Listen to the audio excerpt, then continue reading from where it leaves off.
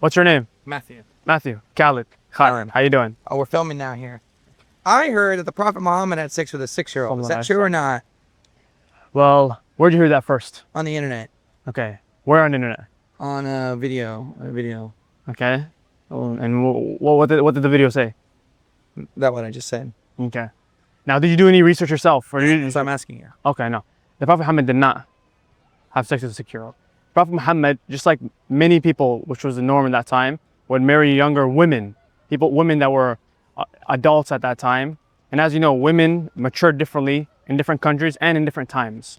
So when he married Aisha, radiallahu anha, she was a woman. She was 9 years old when they got together. Not much better, bro. Not much better. When you compare it to now, obviously 9-year-old, they're children, right? Right.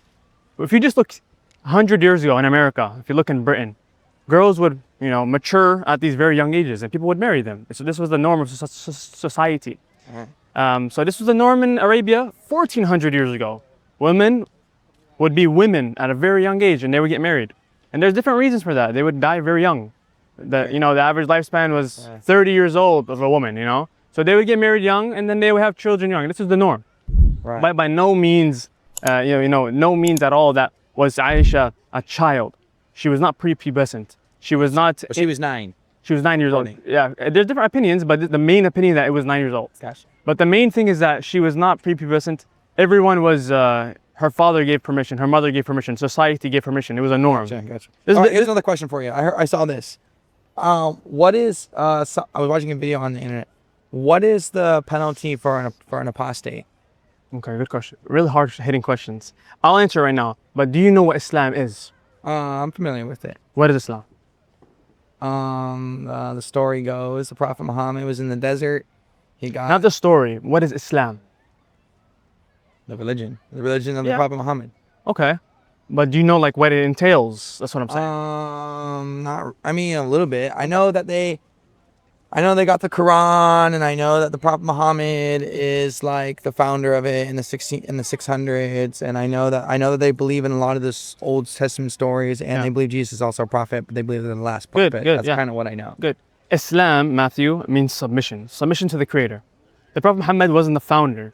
He was actually the final prophet of Islam. Now, if Islam means submission to the Creator, then every single messenger and prophet was a Muslim, because he was a submitter to God, right? So we see as Muslims, Adam was the first Muslim. Adam. And Noah and Abraham and Moses and Jesus, these were all submitters to God. Would you agree? So we see as Muslims that they were all Muslims. Now the Prophet Muhammad was sent because the previous messengers' messages were changed and corrupted. The Bible was changed. The Torah was changed. Right. God sent a final messenger with a final message for humanity. And this is who the Prophet Muhammad was. Gotcha. Now, the question of the apostasy, right? Yeah. Islam isn't a religion that you practice in your home, as you know, right? Islam is, in Arabic, it's called a deen. What is a deen? It means a way of life. There's not only how do you worship God in Islam. There's economics. There's a political system. There's societal rules. It's a whole way of life.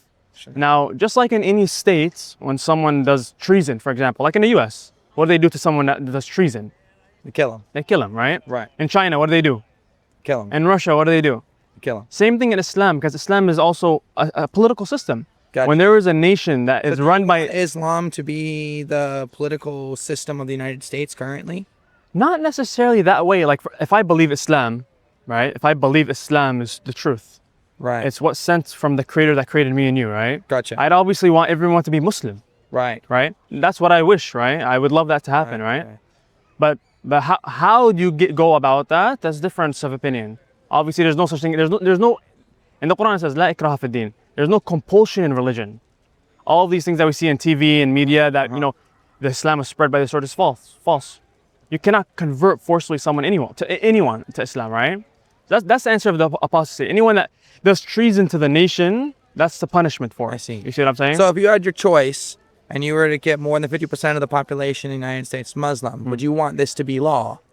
What to be law? That if you're apostate, that you're going to get murdered. Or you're gonna Not necessarily this law. I would politically. if I believe Islam to be true from God, which I do, I would want everyone to experience what I believe is true. Right. And of course, I would love to live under that truth as well. Right. Normally, Just like how anyone would want to live under what he believes to be true. Right. You see what I'm saying? You're saying.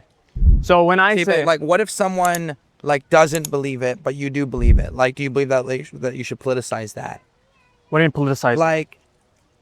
Like for example, okay, and I actually have to go, so I can't stay too long. So for example, like, there are people who believe that like they believe that the Bible says that being gay is wrong. So now they want to make gay marriage illegal. Okay, they're taking their political opinion and they're taking their religious opinion, Making they're playing it political and then placing it on everybody else. Would you want, if it was up to you as an individual, would force you want Islam on everyone? Sure. Okay, I'll tell you two things. Have you ever read Islamic history at all? I know a little bit, Okay. but not very much. There is no other nation, and there is no other period of time where Muslims, Christians, and Jews all lived harmonious in one nation, except in the nations that were governed by Islam. Read the history, right? Right. Now, in Islam, in the Islamic country, Jews and Christians have their own religions and have their own books. Right. In the Islamic country, the Jews will be able to rule their society by their book. You have your own autonomy to judge your community by what you believe. You have that practice. They have that right of religion in Islam. The Christians can do the same. Islam allows that. But for example, like in a secular nation, you can't do that. You only follow the law that the government gives. Right. So in a Islamic nation, you would assume that everyone that lives, Christian, Jew, doesn't matter. You would follow Islam. That's not true. Only people that follow Islam and abide by the laws of Islam are Muslims, right? I see. Because they will be necessarily citizens of that country. Now, a Jew or a Christian or anyone else, Islam actually allows them to have their own autonomous community and actually judge people according to that, whatever they believe. That's what Islam allows. Does America allow that? Like, for example, could a Jew, for example, he says that if if a woman is caught sleeping with another man, that they would kill her, right? For example, that's a law in Jewish religion, and they want to practice their religion, right? Right. Would the U.S. allow that? No. No, right? What does the U.S. say? No, you must follow the letter of our law, right? Right. Okay. Islam is saying no. A Muslim follows the law of Islam. The Jew can follow the law of his religion. I see. The Christian can follow the law of his religion. But that's not practiced fully in Islamic nations, right?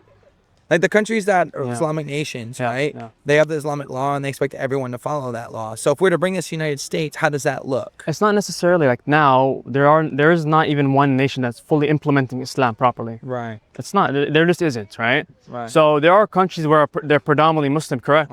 But it doesn't necessarily mean that the country is fully following Islam. Does that make sense? Makes sense. If you want to see how Islam is implemented, the real Islam, and how it flourished in society, and how the Islamic civilization gave rise to like the Enlightenment period and the Renaissance in Europe. Right. You read Islamic history. See how did this small band of Muslims expand, conquer the Roman Empire, conquer the Persian Empire, give birth to all these scholars that influenced the West. What is this? If this was just some religion with a man that slept with a young girl and kills apostates like how the media tells us, Right. I mean, none of this gold would have came from this type of religion. Does that make sense? Makes sense.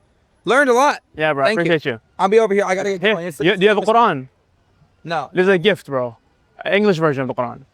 One time I read it and it said, the very beginning said, you can't read it with dirty hands. No, read the Quran. Don't worry. This is not. Something. I remember I opened it up. I had one. It was like, don't read those dirty hands. And I was like, I put it away. Does that? Maybe I was reading a different version. No, this is a translation of the meaning. No, meaning? you can read this with your hands clean or. Okay, I remember. I don't know. I just like opened it and it said, don't read dirty hands. I was like, oh. And I put it down. Give it a read. That's it. No, give it a read. Give it a read. Okay. All right, I'll give it. All right, bro. Have a good day.